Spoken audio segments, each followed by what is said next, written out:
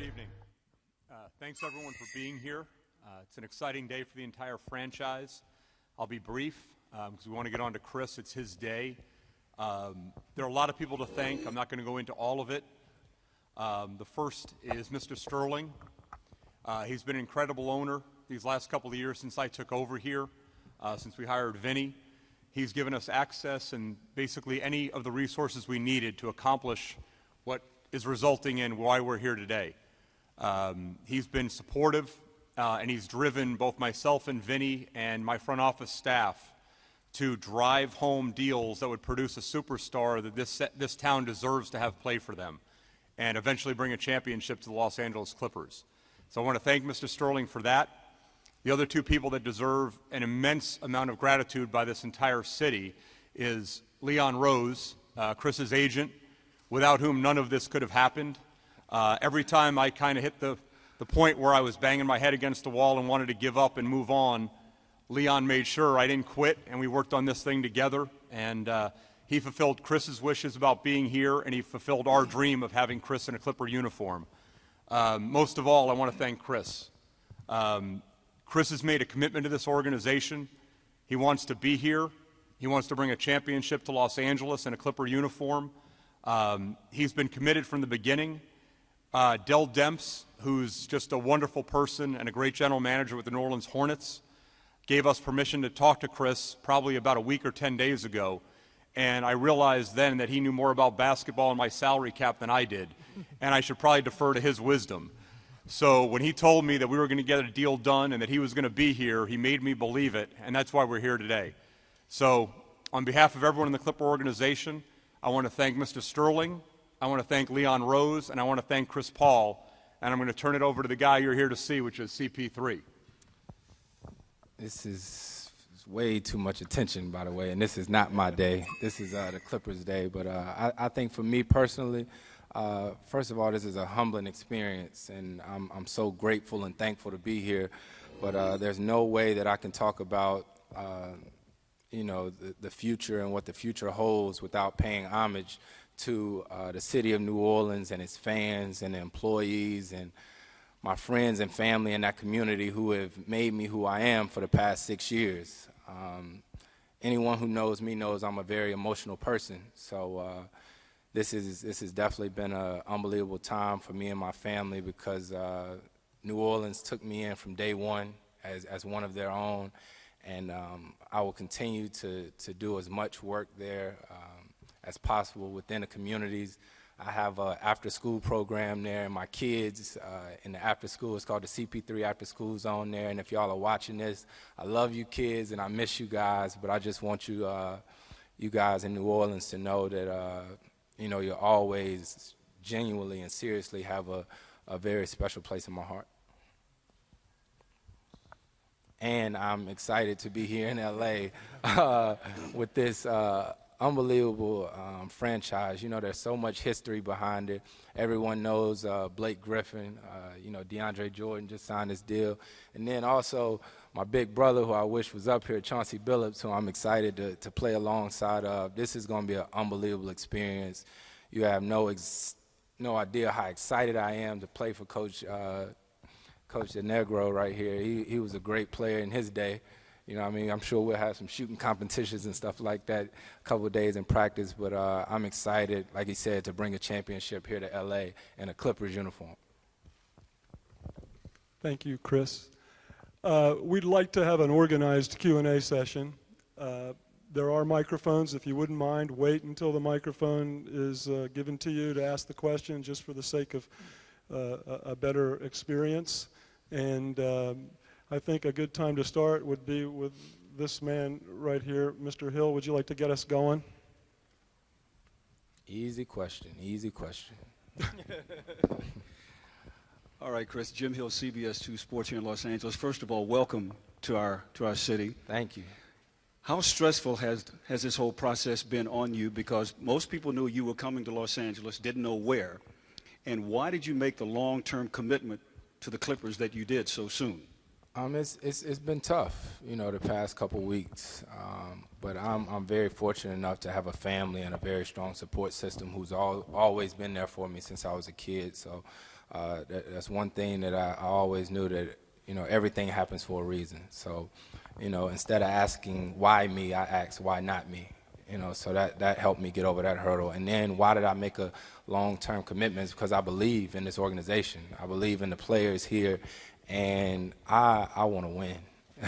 I want to win. I want to win now. So I'm excited about what the future holds, and I can't wait. I'm so tired of doing everything else. I want to play. I want to play. Broderick? Broderick Turner, one of them from the LA Times. Neil, this is for you.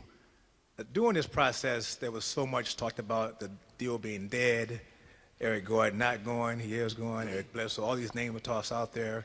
How did you guys stick with it, dealing with whether it was the NBA, whether it was Chris Paul's people, with your owner? How did you guys stick this thing through to get it done? Well, it's a process, Brad. I mean, I think anybody, you know, any GM in the league will tell you that, you know, 99 out of 100 deals that you pursue fall through. This one was just so important and of such a magnitude that we just couldn't let it die. You know, there's times in negotiations you have to walk away when you think it's in the best interest of your organization.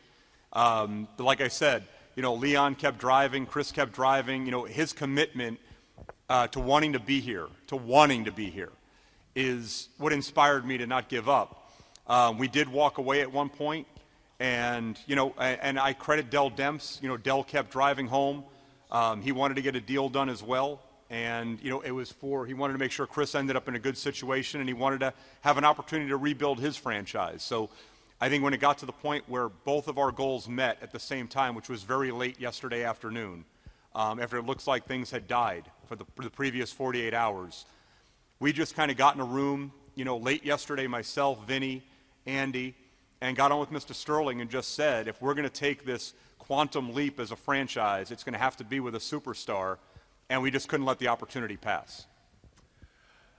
Neil, Joe McDonald with FoxSportsWest.com, and I was wondering, you obviously gave up a lot of players and some good players, and you got one of the best in the game.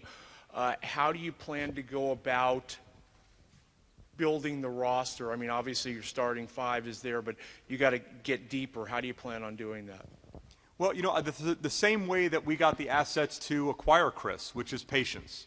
You know, you're not going to go all in at once, but we do. We think we're probably, you know, 8 or 9 deep right now. We've seen some really nice things in camp so far. A lot of our, what you would consider role players, have kind of made a jump. I think the extra time this offseason has helped them develop their game, Joe. We're going to have tools next summer at our disposal, you know, to improve the roster. And I think, as we talked about earlier, we're a destination.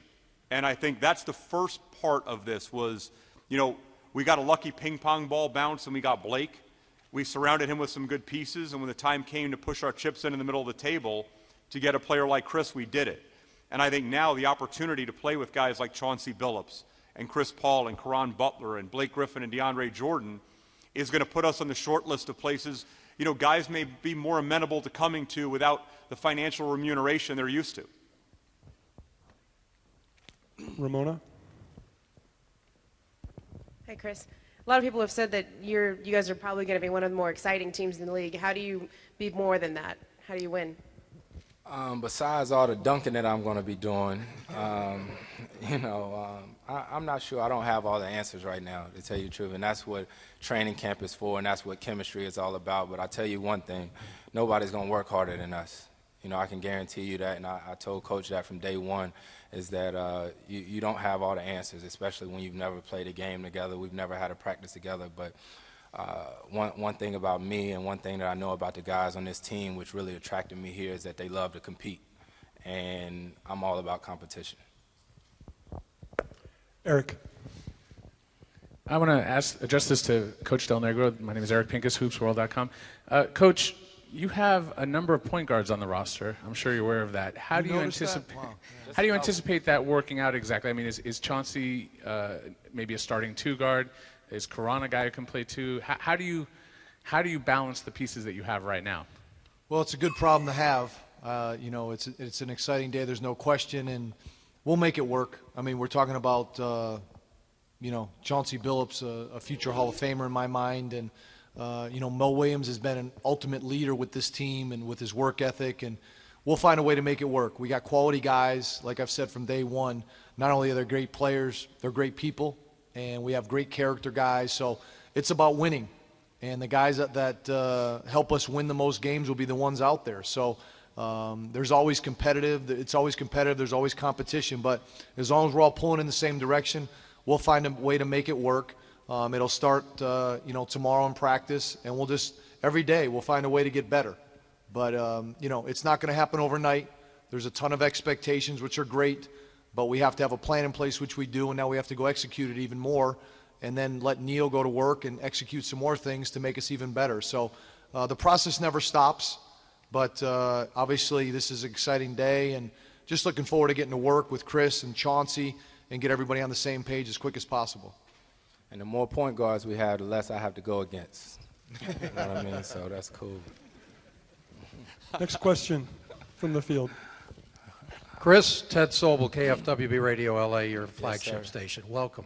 Thank you very much. Absolutely. I'm wondering how long has it been now since this process started that maybe you'd wake up in the middle of the night dreaming, wow, I can lob the ball to Blake and DeAndre. Yeah, man. See, in order to be able to wake up from a dream, you have to go to sleep. You know what I mean? So I haven't slept in about a week and a half or whatnot. But, man, my first time getting the opportunity to play with Blake was in the All-Star game here last year. And it's unreal. It's unreal. My first 2 years in the NBA were actually in Oklahoma. So Blake played at OU, so I got an opportunity to see him then. But to see him now and to see the things that he's accomplished, it's unbelievable. So, that's something that's not going to happen overnight either. I got to find the right height. You know what I mean? Because it's like Blake plays on a goal that's lower than 10 foot or something. So I'm excited about the opportunity to not only, try to help him grow and go to the next level, but I'm sure he can do the same for me. Joe. Andy Roser, this is for you. You've been here through all the ups and downs and everything else that's gone around, and I'm just curious, with the fact that there's so much positivity coming out about the Clippers and everything the last year or so, and now this, how does it make you feel about what this franchise has been through and where it is right now? Well, the way it makes me feel really right now is kind of anxious to see how it starts to look on a court. And I believe today we're 7 days since the lockout ended and the season officially started. And today's Thursday, and we've got a game on Monday, and I'm really excited to see how it looks. I'm most excited because I think more than any time that I can remember in the franchise history, we've got a chance to be a really good team right now. And the resources that we've put into use to put the team together the way we have it now, we're in a really good spot, and I'm convinced that whatever else we're going to need to do to continue to move forward, we're going to do. So I'm exhausted, like everybody at this table. I don't think I've slept. And when you talk about the ups and downs, I'm not thinking about the last 20-some years of them. I'm thinking about the last 7 days of them. I'm never going on a shopping trip with Neil again because I just can't take it. But after 7, and I know Leon, he hasn't slept probably in 7 days either. But it just feels very good for the franchise. I'm very confident that we're going to have a great season, and we're just happy to have Chris be here and part of the team to help us, help lead this group forward. Thank you. Mark. Neil, you kind of mentioned it earlier, but what does adding Chris do to this franchise as far as finally getting that one star, not through the draft, but through a trade that has agreed to stay? What does that do for the culture? How does it erase the past? What does adding Chris do? I mean, obviously with the people here, what does that say about the franchise now and take away maybe what we've seen over the past? I think that in one move, it accomplishes everything that Vinny and I have been, blathering on about for the last 2 years, which is to change the culture. And that's what we did today. From a culture of winning, of character, of guys that compete, of an expectation of success, trying to create a model of sustainable growth and success. And I think the fact that Chris chose to be here, and Mark, you and I have talked about this. I want guys that want to be here. And we've passed on some guys that, if they ended up here, that was fine, if that was what the salary, requirements demanded. But at the end of the day, we want guys that want to be here. And, that's what inspired me to keep driving this home and for Leon and I to keep working. He wanted what his client wanted. Chris wanted to be here, and we were willing to kind of not give up on this and see it through to fruition just because of Chris's commitment to us. And I think it sends a message to the rest of the league that, if a player like Chris Paul, who can go anywhere he wanted to and could have had his freedom, 4 months from now, chooses to lock himself in longer and make a long-term commitment to our organization, then there's nothing we won't do in terms of resources to put around him, guys like Chauncey, guys like Blake, the guys that really, they've decided that the perception here is not the reality, as you guys can see. And it started with this facility. It started with making some moves to clear the cap room, the faith that the owner had in us, that we would accomplish the goals and fulfill our expectation of what we were going to do with that flexibility we created. And like I said, today's a result of it, but going forward, all that ends, and it's just about the future from now on. Beto. Bethel Durant, 710 ESPN. Chris, you were almost a Laker. You were supposed to be a Hornet. Now you're a Clipper. How surreal has this whole experience been for you, and knowing that you're going to have to share the city with Kobe, who you were almost teammates with? Man, like I said, it's been an emotional roller coaster. But, at the end of the day, I'm truly blessed to wake up every day and get to say I play basketball as a way of life. You know what I mean? This is what I love to do. So I'm just so thankful and grateful to be able to play this game that I love. And most of all, I'm in a Clipper uniform. So it's like I said, it's been an emotional roller coaster, but I'm happy that it has come to an end, and I'm here where I would like to be, and I'm excited. There's so many different people that have helped me through this process. Like he talked about, my agent Leon was unbelievable through this whole process. My brother, my older brother CJ, my parents, my wife, and most of all my son. I have a 2.5-year-old son who didn't know what was going on, but sometimes I would just ask him, Chris, what you think about LA? Okay, Daddy. You know what I mean? So, man, it's crazy because for me, I don't know if you guys know, I'm from the East Coast. I'm born and raised in North Carolina, so I'm a long way from home, 3-hour time difference. And I talked to my grandmother when I landed here today, and my grandmother was excited for me, and I think that really let it all set in place. And my grandmother's never been to LA, but I guarantee you she'll be out here very soon. She'll be out here very soon. So like I said, it's been an emotional roller coaster. So I'm excited to finally be here and get this thing going. Steve. Steve Perrin, ClipsNation.com. Neil, 2 questions. Number one, what do you think is a realistic expectation for this team this season? And secondly, have you guys copyrighted Lob City yet? No, God. I think Coach Riley and Coach Calipari became billionaires off of their copyrights. I guess that's why they are and I'm not. As far as the expectations, Steve, look, I think having Chris and Blake, that speaks for itself. I mean, nobody really knows what to expect. It's going to be a sprint. We've got 66 games in about 122 nights. But all I know is that I learned one thing in this league in the 8 years I've been in it. And you got to walk into a gym knowing you got a chance to win every night. And Jim Hill and I talked about this earlier this afternoon. There was a lot of times, when I was either a coach with this franchise or in the front office where you just really didn't think that had an opportunity to happen. And right now with CP and Chauncey and Blake and DJ and Karan, there's no gym we're going to walk into between now and May that we don't have a chance to win a game that night. And like I said, we have the ultimate confidence in Vinny and his staff. They've worked tirelessly since July when this thing started. Now they're going to scrap it and put the ball in Chris's hands and have to revamp things there. But that's lies. But look, Chris came here to win. And Chris said something to me earlier. He said, Neil, I don't want to win. I have to win. And, and that's how Blake is, and that's how Chauncey is. And that's what we want around here. We want guys whose mindset is they have to win. And they're going to accept nothing less. And I think that's the expectation for this season. Chris, David Moore with USA Today. Okay. Hi. There were a few hours where this city thought you were coming to play for the Lakers and maybe put together quite a combination over there. I wonder, what was your what information were you getting as that was going along, and then when the trade was ultimately vetoed, what was your reaction? I didn't know what to think, you know, and luckily that's all behind us now. You know, like I kept saying, it's been an emotional roller coaster. That's behind me now, and this is where I am, and this is where I'm happy to be. So everything now is all about what can we do here to get the Clippers a championship here in LA, and that's my mind state. Eric?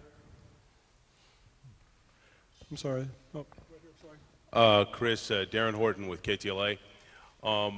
Obviously, you had options to go to a team that may have had a more established track record of success.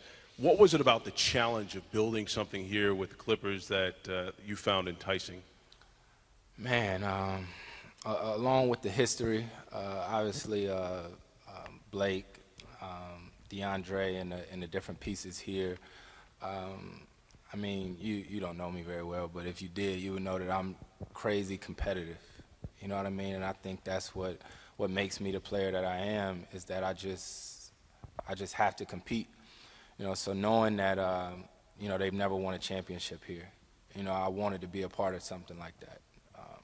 My late coach, Skip Prosser, that passed away, I remember when he was recruiting me coming to Wake Forest, you know, he was talking about other teams in the ACC, and he was talking about the culture that he wanted to bring to the Deeks, you know, and I had to be a part of it. So I think this is something that's very similar to that. And, you know, I want to see those Clipper T-shirts around town. I want to see everybody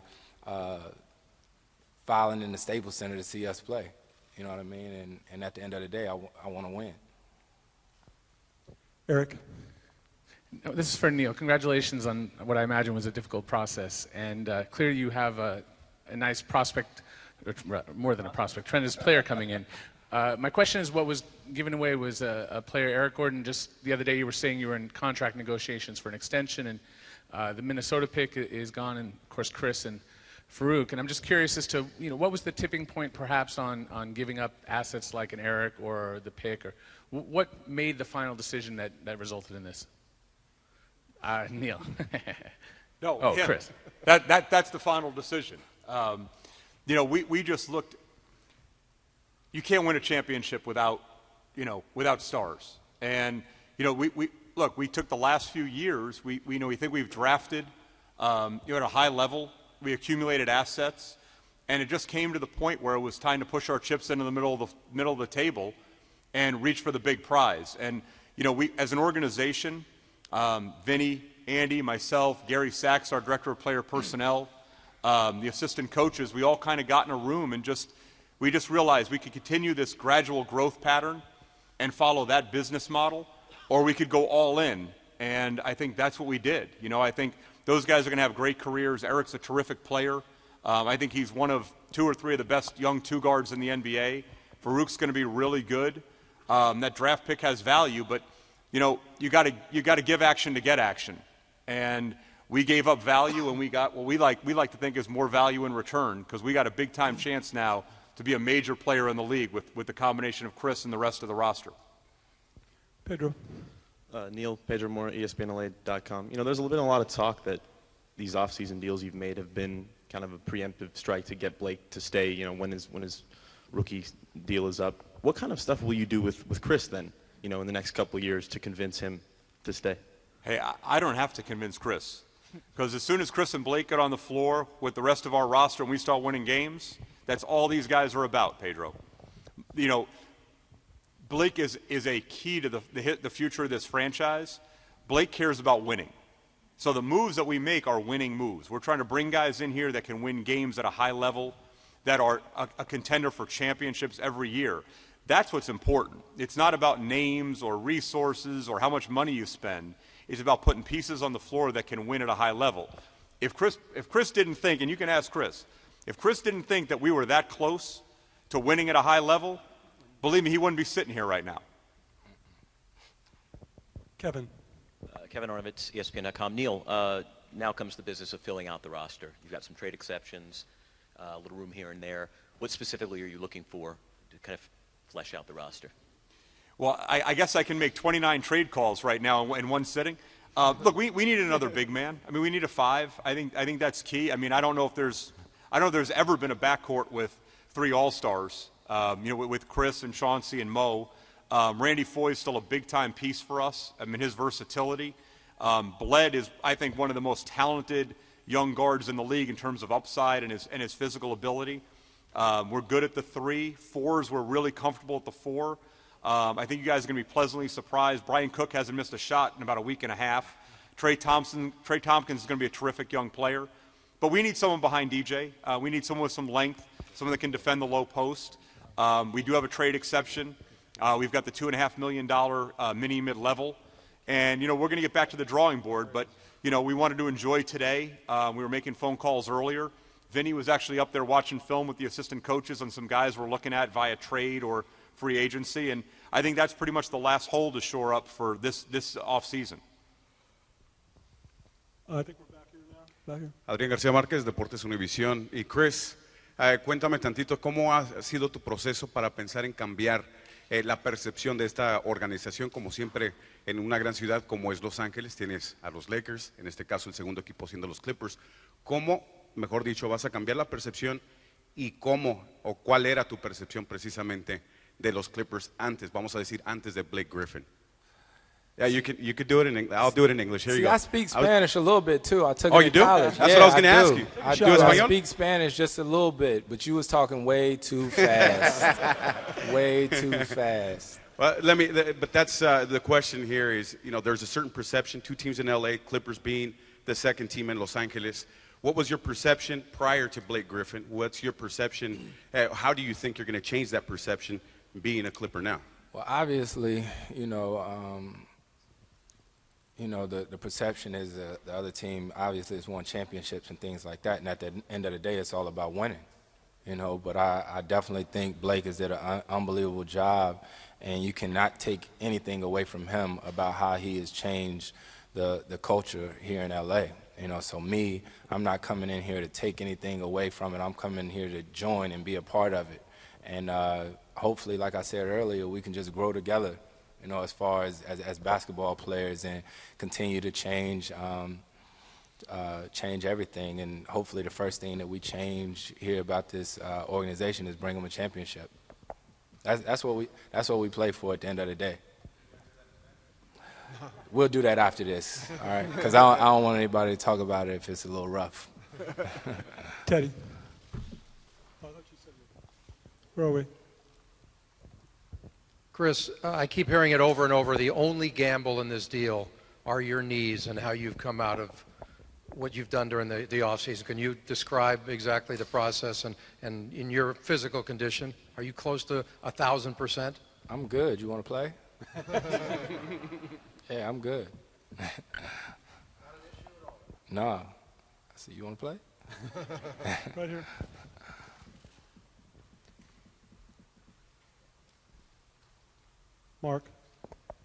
Mark Spears, Yahoo Sports. Andy, as long as you've been here, did it ever get a point to you where the jokes were painful or got on your nerves, or what was like the toughest time that you had during all this span to this day? And do you think those days now, today, all that ends?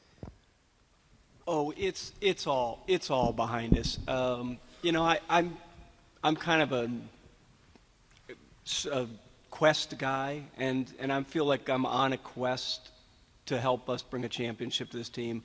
I'm thrilled. Like I got to tell you, working with Neil has been just a joy because, he's on that quest too. And so, it's like climbing a mountain. I would rather climb a mountain than be dropped in on a peak. And I think that's what we're doing today.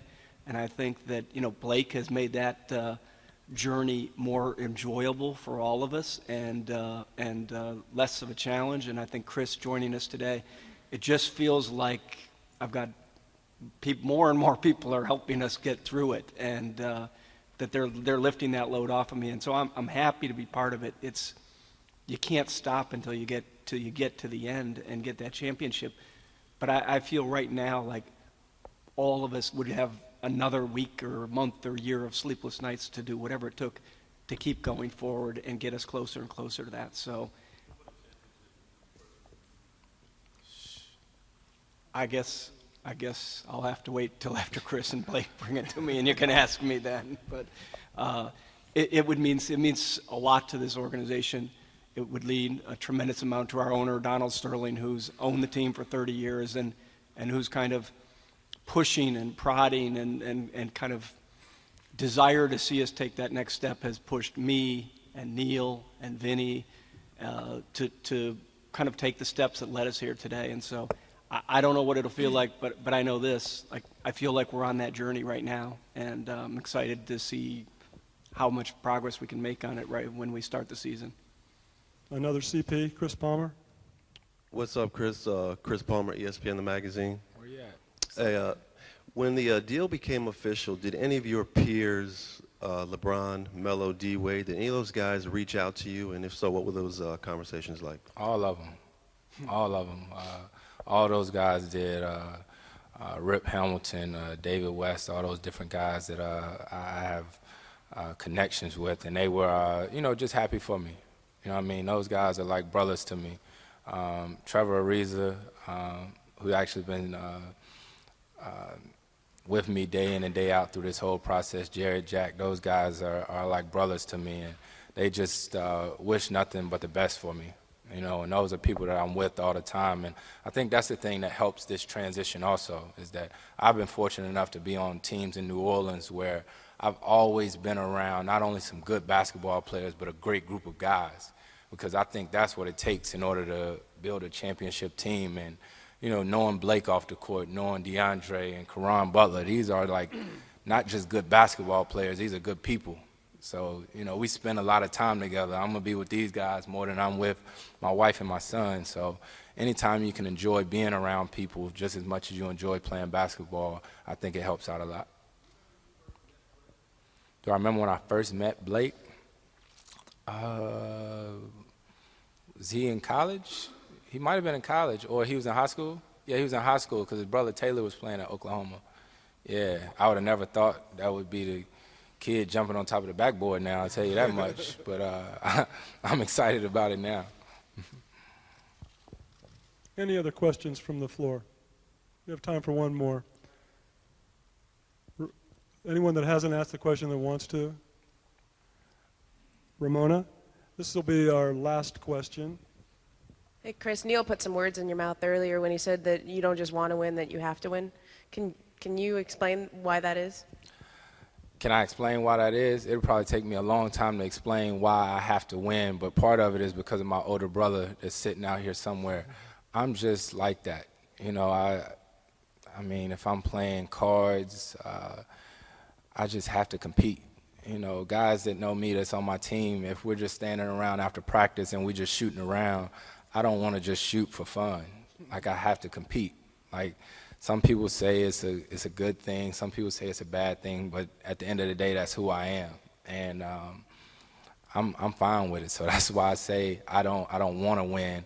I have to win, and if I don't win, then it's usually a problem. Sometimes it's my own fault, but that's what